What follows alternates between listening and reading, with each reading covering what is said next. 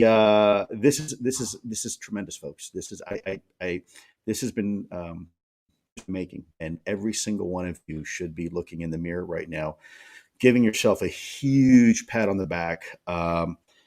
Celebrating safely. Don't do anything crazy. We still need you. And by the way, it's not over yet. We still got a lot more work to do. So enjoy yourself today. Take a huge deep breath. This is an enormous step forward that the government would even talk about sharing with allies and partners on UAP information and collecting. It talks about the biological effects and collecting information from any individuals who may have sustained any type of biological effect from UAP.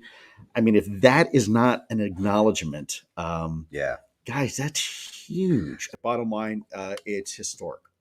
Never would I have thought that my country would not only acknowledge UAPs and create a permanent office, but then would force the department to work with foreign allies and militaries. And, oh, by the way, recognize in writing biological effects. That is a huge step forward. That's not a step. I mean, that's a flying leap forward. That's a pole vault jump forward. Will we be learning more about the Roswell incident soon?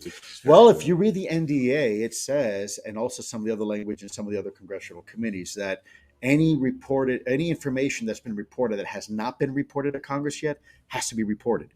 So by the letter of the law, that has to be done. There's some recent events that are probably from a defense perspective a little bit more of a priority because Roswell happened so long ago. Mm-hmm. I'm not diminishing it. I'm just simply saying from a time perspective, it happened so long ago. They're going to be looking at things that could be perceived more as an immediate threat. So maybe something that happened, let's say last week, or something happened maybe a year ago that was pretty significant, maybe interfered with some of our sensors and our military technology. Those are probably going to be the first ones that get looked at more in depth. Some would say that Roswell is very important because, the debris was recovered and allegedly bodies.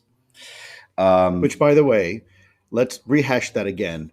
In the NDAA, it specifically says that the government, the Department of Defense and the intelligence community must report to Congress any material collected by the United States or its allies. So big obviously, deal. Lou cannot elaborate on that himself, but you just heard him. If there is something recovered, it's going to be out soon. So, or not.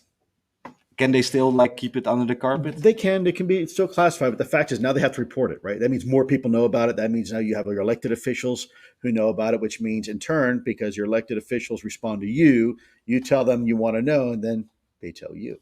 So, Lou, let's sum it up. You had your lecture this morning, and basically there's going to be reports every 90 days now. Is that? Mm-hmm. An annual report as well on top of that. So what do you think what just happened is going to is that going to influence those 90 days reports? Well, you have 90-day reports, updates that are supposed to happen to Congress through some other language. And then you have this, which is the National Defense Authorization Act, which says you will provide this great big annual report for at least the next 5 years on this topic.